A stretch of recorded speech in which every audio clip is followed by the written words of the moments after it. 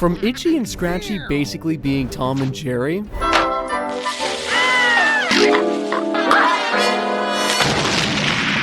to The Simpsons parodying the Beatles' last ever public performance. Baby on board, how I'm adored, that sign on... The Simpsons have been a pop culture powerhouse ever since the show aired back in 1989. They've spoofed, parodied, or referenced a lot. And today, I'm going to be showing you every single one of them. From movies, TV shows, celebrities, you name it, they've referenced it. So let's start with the episode Bart's Friend Falls in Love. There's no better way to open up an episode than with a classic action sequence, so if you're going to parody any action film, you better make it one of the best of all time. If you don't have any idea what it is yet, maybe this will give you a clue. Homer's looking suspiciously boulder-shaped, isn't he? Well, don't stop there. What the? Don't!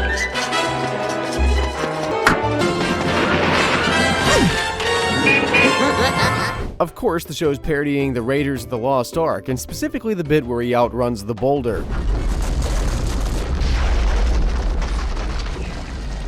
Not that you needed video proof. Well, we've started with film. It's only fair that we head on over to TV to look at the time the Simpsons tackled their prehistoric predecessors, the Flintstones. In Marge vs. the Monorail, we see Homer recreate the classic Quentin Time segment. Yabba dabba doo! Of course, there's a few lyric changes. Simpson, Homer Simpson, he's about to hit a chestnut tree. And here's what inspired this parody. Flintstones, meet the Flintstones, they're the modern Olympic story.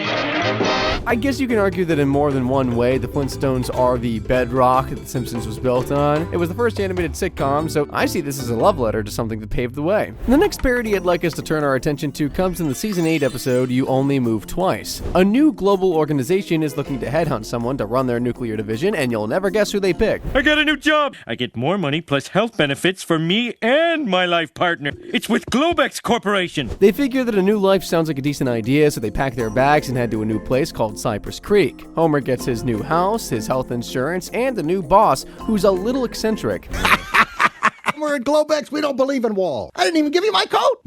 Wow. He may be a fun and interesting boss, but Hank Scorpio, to give him his full name, is actually a supervillain. This is Scorpio. You have 72 hours to deliver the gold, or you face the consequences. I'm not bluffing.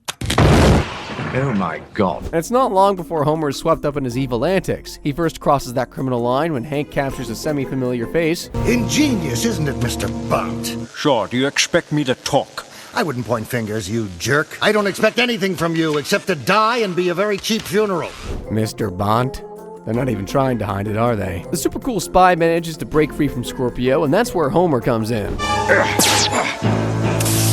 He's supposed to die! Stop him! Nice work, Homer! I'm proud of you! Anyway, Homer goes to talk to Hank because his family aren't really enjoying their new lives, even if Homer's having a blast and they end up going home to Springfield. In terms of parodies, if it wasn't completely obvious, there's a nod to a certain British suave spy, specifically the film Goldfinger.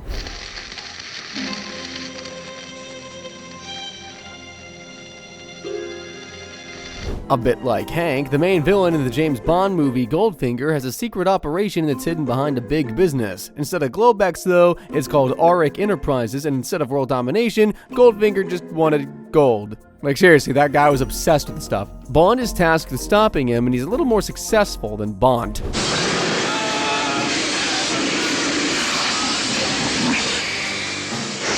Hey, I'm sure there were cutting-edge special effects in 1964. Anyway, even the Simpsons episode's title is a nod to the James Bond film You Only Live Twice. I think in all honesty, when the writers made the character of Hank Scorpio, they couldn't really help themselves from turning him into a Bond villain, which I think was pretty cool. We've known all along that Homer's a little crazy, but in the episode Stark Raving Dad, he completely loses it when Bart washes his red hat with Homer's white work shirt and makes it pink. Bear me the tiresome antics of the Simpson family. My son just threw his red hat in with the white laundry. Take him away. Therapist Dr. Marvin Monroe is on hand to evaluate Homer's mental state, and he finds that Homer is, well, Homer Simpson.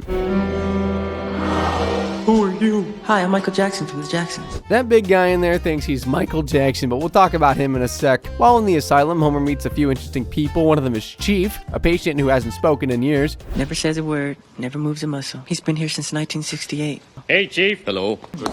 Well, it's about time somebody reach out to me. Okay, scratch that. So we're in a mental asylum, and one of the guys is called Chief. If you haven't guessed, that little segment is a little Easter egg and parody of the film One Flew Over the Cuckoo's Nest. Basically about a guy who fakes insanity to get out of a prison sentence, and while he's in the facility, he meets a guy called Chief who doesn't talk. But over the course of the film, he opens up to the main character, and we realize he can talk after all. They first bond over playing basketball. Here, take the ball. That's it. Now hold on to it. Not too hard, Chief. You put her in the basket. Raise it up. That's it. That's a baby. All right. And here he is when he finally talks for the first time. Thank you. Well, you sly son of a... It's a kind of niche parody, but it's pretty on the nose. As for the big guy that Homer shares his room with, well, he thinks he's Michael Jackson. Now, while it's not a parody, I can't start this episode without at least mentioning that he helps Bart write a birthday song for Lisa.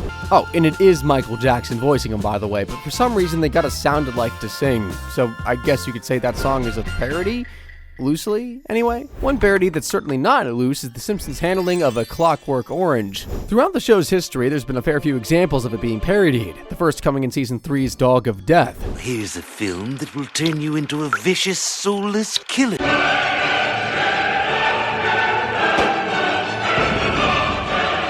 And here's the same scene from the film.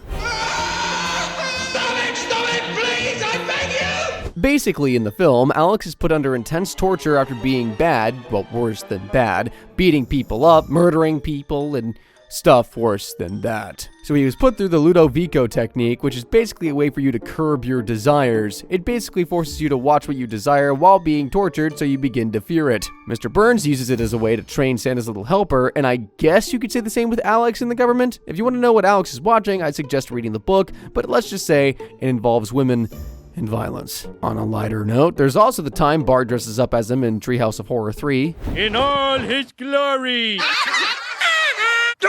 For reference, here's the guy he's dressed as. Happy Polly Lodges. And then there's this scene from the episode Duffless, where Bart passes out due to fearing an object he desires.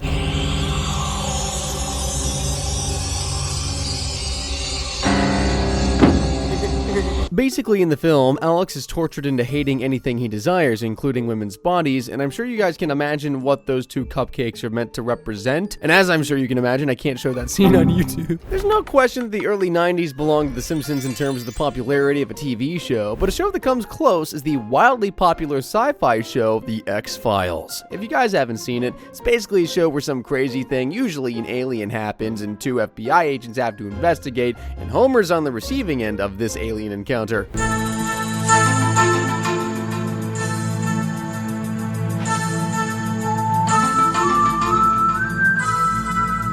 Now, you might want to pay attention to that music. We'll be coming back to that in a short while. But Homer basically thinks there's an alien in Springfield and tries to tell everyone of the weird thing he just saw. It was an alien, Marge. It said, "Don't be afraid." You been drinking? 10 beers. Yeah, in all honesty, I don't think I'd believe Homer either. Marge might be doubtful, but that doesn't stop Homer from telling everyone about his alien experience, and thanks to the word getting out, the Simpsons get a strange knock on their door. Well, can I help you? FBI. Is this about that pen that I took from the post office? No, Marge, it's not about the pen. But those agents are literally the same as the ones in the X-Files. In fact, they're both voiced by their actors, too. But anyway, the agents don't find much happening in Springfield, and Homer looks like a crazy person until there's another sighting. There it is. I'm so sorry I doubted you. I bring you love. But there's something a little more familiar going on with this alien than we first thought. You want an alien? This is your alien. I bring you love. It's Mr. Burns. Basically, a few strange medical procedures have the side effects that make him an alien, but anyway, that's the mystery solved. Now, as for the parody, you remember the music we heard throughout? Here it is again as a reminder. Now, doesn't that sound an awful lot like... Then we've got the agents themselves. Now here's Mulder and Scully. Look at this, Scully. There's been another unsubstantiated UFO sighting in the heartland of America. And here's what they're like in the show. Agent Mulder, I'm Dana Scully. Yeah, I'm looking forward to working with you, too. Oh, really? They've got into serious detail, too. I mean, take a look at this poster in the background. Here's the same poster in the show.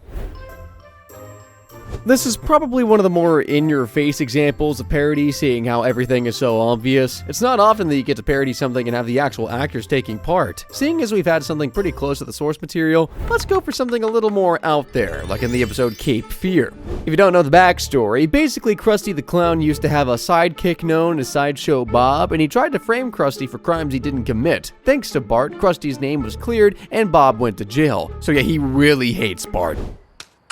I'm going to kill you. While in jail, Bob continues to send threatening letters to Bart, and when he's up for parole, he manages to swing the jury in his favor. What about that tattoo on your chest? Doesn't it say die, Bart, die? That's German. The Bart. The. As soon as he's granted parole, Bob's on the hunt for the boy who put him behind bars. But I guess being in jail has made his villain routine a bit rusty. Stay away from my son, you awful man. Oh, I'll stay away from your son forever. Wait a minute. That's no good. Knowing Bart's in danger, the family have no choice but to go into witness protection, although Homer doesn't really understand it. When I say hello, Mr. Thompson, you smile and nod. Hello, Mr. Thompson. I think he's talking to you. He eventually gets it and the family set out on their new life, but there's an unwanted passenger in their new car. Or should I say, under their new car. Don't worry, he doesn't end up getting Bart. I mean, sure, he kidnaps him, but Bart manages to distract Bob with some show tunes for long enough for the police to catch up and arrest him. Take him away, boys. Hey, I'm the chief here. Take him away, toys. What'd you say, Chief? Do what the kid says. As the title of the episode suggests, the thing the Simpsons are parodying here is the Martin Scorsese remake of Cape Fear. Instead of a clown sidekick and a 10-year-old boy, the film focuses on a convict who blames his lawyer for him being behind bars, and like Bob, he wants his revenge. Is this theme familiar? Like The X-Files, The Simpsons just ripped the main score of the film to use when Bob is being particularly nefarious. The film is far more chaotic than the episode, but when the main character is released and goes on the hunt, he pulls the same car stunt as Bob. That means we're doing something right. When it comes to parodies, you kind of have to look no further than the Treehouse of Horror installments in the show. They're basically a collection of spooky stories, and the writers can't help but borrow, if you get what I'm saying. Honestly, more or less, every episode of Treehouse of Horror is a parody, but let's just give you a rundown of the classics, starting with the episode King Homer, which parodies King Kong. Wow! Look at the size of that platform! The audience makes Homer angry, and the big brute breaks free of his chains and starts causing chaos in downtown Springfield. Oh, hi, homie. With Marge in his hand, Homer tries to climb up to the top of the Empire State Building, but he's not as fit as Kong. He's not dead. No, but his career is. More like the 8th blunder of the world, am I right, Monty? Well, here's the real deal in action that inspired the horror short.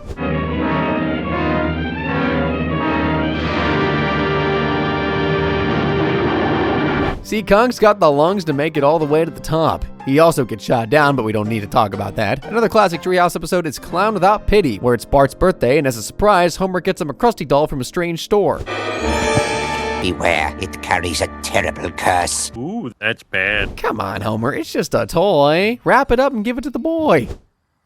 I'm Krusty the Clown. I love you very much. Best birthday I've ever had. See? A totally harmless, fun-loving toy. I mean, what could possibly... Didn't even get to finish my sentence, but yeah, I guess that the fact it's completely evil, that could go wrong. So Marge calls the company who made the doll to see if they know why it's so bloodthirsty. Here's your problem. Someone set this thing to evil. I love you, Homer. Yeah, that'll do it. This short is actually a parody of two things, probably more famously the toy Chucky from the film Child's Play. Hi, Mikey! That's what a lot of people usually think of when watching this, but the writers actually based the idea on the episode Living Doll from The Twilight Zone, where Talkie Tina the doll terrorizes people. My name is Talkie Tina, and I don't think I like you. Speaking of the Twilight Zone, the Simpsons have ripped a few pages out of their book over the years, and they do so again in the episode Bart Zone, where Bart is basically a god. I'll make it more interesting. Better. And everyone's got to tiptoe around him in case they get the same fate as poor old Snowball. Much better. Good that you made that awful thing, Bart. Oh, good. The curtains are on fire. And like I just said, Bart's the only one with these powers, so everyone has to bend to his will, otherwise they get turned into some crazy thing. Homer can't help himself, though. Homer, I see you agree with my theory. Not nodding, it's the air conditioning. Turns out it was just a dream for Bart. But over in the Twilight Zone, it's very real. The Simpsons got the idea from the episode It's a Good Life, where a little boy called Anthony can make anyone do anything he wants. You saw how Bart made the family like what he made. Well, here's Anthony forcing his family to watch a violent dinosaur show he made. That's all the television there is. It was wonderful, Anthony. Wasn't it, everyone? It was wonderful tonight. Bart's at the center of another Treehouse parody in Fly vs. Fly. Basically, Homer picks up a teleportation device from Dr. Frank's garage sale. So, but I must warn you, this device carries a frighteningly... I said I'll take it. Homer uses his new device not to, get to work or go to another country. He uses it to literally go upstairs. Baby! Good night, losers. Bart wants a bit of that teleportation action, so he decides to sneak into the machine when his dad isn't looking, but Bart isn't interested in getting from one place to another. He knows that if you walk into a teleport pod with another living thing, your DNA fuses, and like an idiot, he chooses a fly to join him. Worked! I was hoping to be humongous. So if Bart's head is on the fly's body, does that mean... Yep, Bart's body with a fly's head is now roaming around the house. After trying to get back to his body, Bart ends up being eaten by the big fly, but Lisa isn't letting her brother go that easily. Hey, it worked! Of course, this is a parody of the 1986 film, The Fly.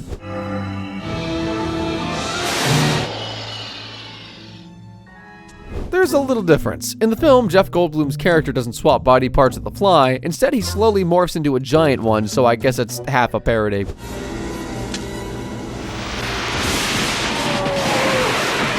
Now, I could hardly talk about the Treehouse of Horror episodes without covering probably the most famous one, The Shinning, which, spoiler alert, is a parody of The Shining. Mr. Burns invites the family to be the winter caretakers of his stately home, but there's some strange things happening. Usually the blood gets off at the second floor. And it turns out while staying at the house, Bart finds out he can read people's minds. His father's gonna go crazy and chop them all into haggis. What's haggis? You read my thoughts. You've got the shinning. As you just heard Willie say, Homer's about to go nuts thanks to no TV and beer. So nuts that he starts seeing crazy ghostly visions. What'll it be, Homer? Give me a beer. No, not unless you kill your family. Eventually, Homer gives in and does what Ghostly Mo says, because no TV and beer make Homer... something. Scaredy cat. So Homer goes on a rampage trying to kill his whole family. Oh, listen, Andy Rooney tonight on 60 Minutes. Don't! Here's Johnny! Eventually, Homer's insanity is squashed when a portable TV is found by Lisa. Television teacher, mother, secret lover. So let's compare the stuff we saw to the real film. We saw earlier that Mr. Burns' place had blood in the elevators. Well, that's the same with the Overlook Hotel.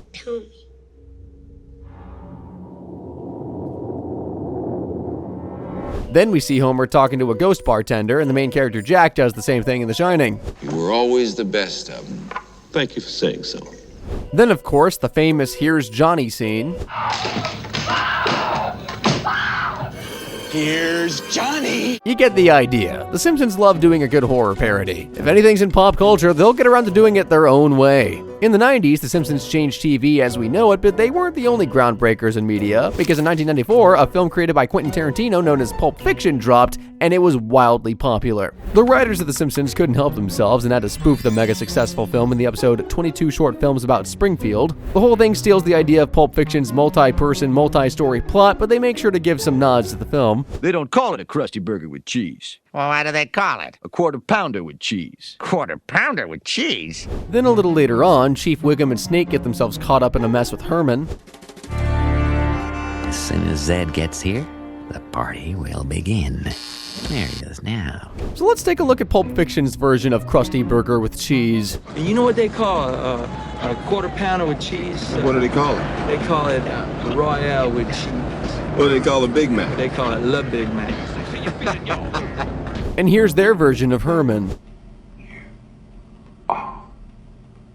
I'm actually surprised there were so little references in this episode. Well, there was another reference, but it's a little too violent to show. All I'm gonna say is donuts in a car crash. If you know, you know. A lot of the parodies in The Simpsons go under the radar, but that's certainly not the case in the episode A Fish Called Selma, where we're introduced to an ape-related musical starring the one and only Troy McClure. You may remember him from shows such as The Simpsons. You're all so lazy. Want a second opinion? I think you're crazy. Dr. Zayas, Dr. Zayas.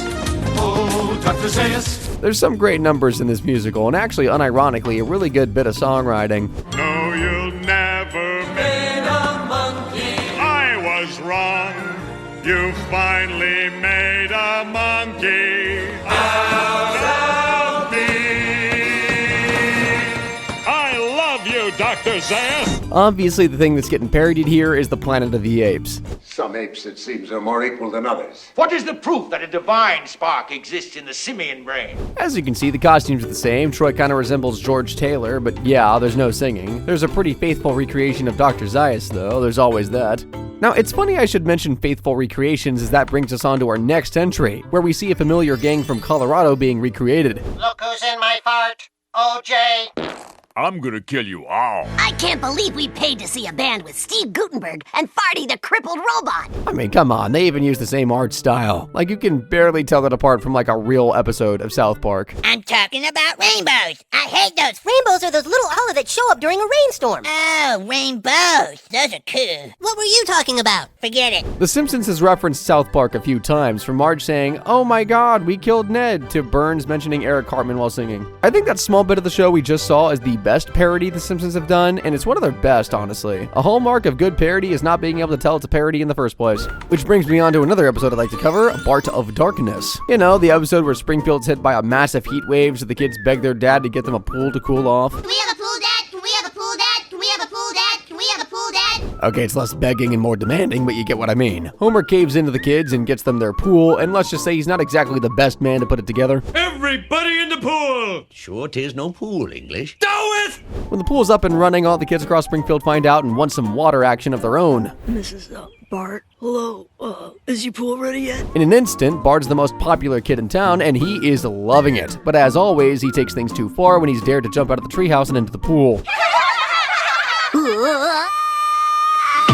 He ends up breaking his leg and has to sit out on all the swimming fun. Instead of laying in a desk chair next to a pool or something, Bart spends all of his time away from everyone, stuck in his room, watching.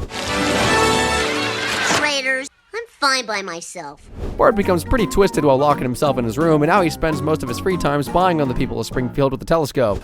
Oh.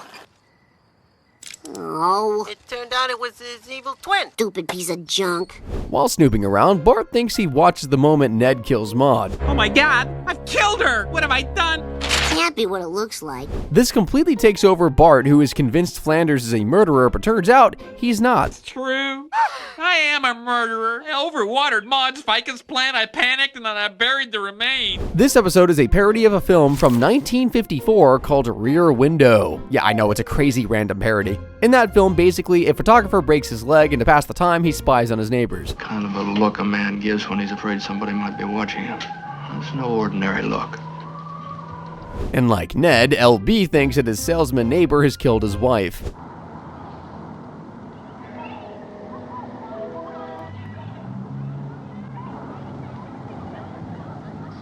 And unlike Bart, LB was right. Anyway, to further prove that the episode Bart of Darkness was a direct parody of Rear Window, we have this cameo which might make sense to you now. There's a sinister-looking kid I want you to see. That right there is James Stewart, the guy who played LB Jeffries in Rear Window. Well, it's not him voicing the character, it's meant to be him though. You know what I'm saying? I thought that was a pretty cool nod to such a random parody. Honestly guys, I could probably sit here and talk through all 793 episodes of The Simpsons and there'll be some crazy parody or reference in it. But I think I'd be dead before I got done. There's probably parodies within parodies as well. But if you want to check out some more of our stuff, then head on over to our channel. Or you know, you could stay and click the video on screen right about now. Either way guys, thank you very much for your time and for watching.